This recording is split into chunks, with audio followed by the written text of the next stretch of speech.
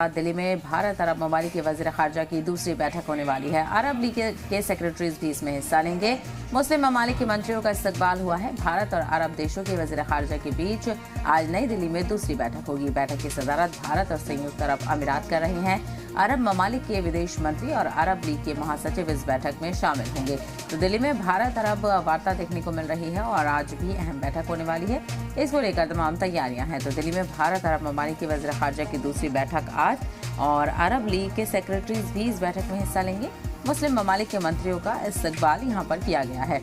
तो भारत और अरब देशों के बीच दूसरी वज़ीर ख़ारजा की बैठक होने वाली है और नई दिल्ली में आज ये दूसरी बैठक होगी। बैठक की सदारत भारत और संयुक्त अरब अमीरात कर रहे हैं।